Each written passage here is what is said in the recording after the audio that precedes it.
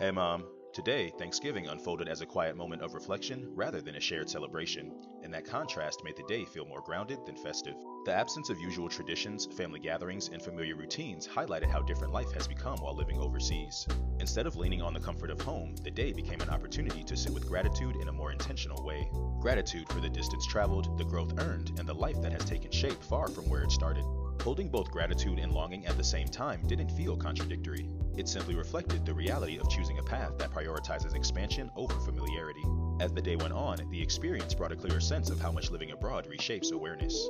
Being away for over a year meant realizing that milestones, celebrations, and family moments continue without direct participation, and accepting that this distance comes with its own emotional texture.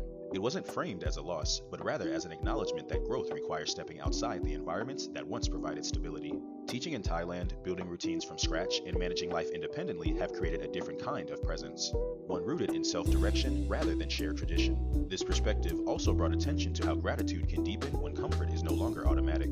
There was appreciation for the independence that has developed, for the ability to adapt to a new culture and daily rhythm, and for the increased clarity about what matters. The distance made familiar things feel more meaningful, not from a place of regret, but from understanding their value without taking them for granted. That awareness helped reinforce that choosing growth often means stepping into spaces that feel unfamiliar or emotionally challenging, and that this tension is part of the trade-off. With that, the day highlighted a kind of acceptance that feels more mature than celebratory, an understanding that living abroad rewires expectations. It allows space to acknowledge the reality of missing family and traditions while still recognizing the progress that has come from building a life independently. Sitting in gratitude while acknowledging that absence created a more balanced perspective. Growth isn't clean or comfortable, but it is purposeful. And days like this clarify exactly why the trade-off, while complex, continues to hold value.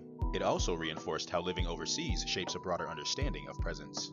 Being physically absent from family moments highlights how presence isn't purely location-based. It becomes tied to intention, mindset, and the ability to stay connected in ways that still feel meaningful. That shift doesn't replace physical proximity, but it reframes what it means to stay engaged with the people and places that matter. The experience made it clearer that choosing a path oriented around growth means accepting that life won't always line up with familiar timelines.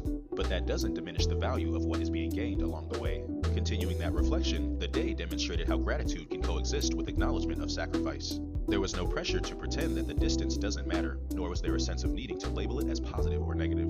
It simply is part of the landscape of living abroad. That neutrality created a sharper understanding of the decisions that led here, not as escape, but as deliberate movement toward a fuller and more resilient version of life. Recognizing that balance brought a sense of calm to the day, reinforcing that the choices made were intentional and that the life being built continues to align with personal direction. I ate dinner with the koi fish and that was it for my day. Okay, love you. Bye.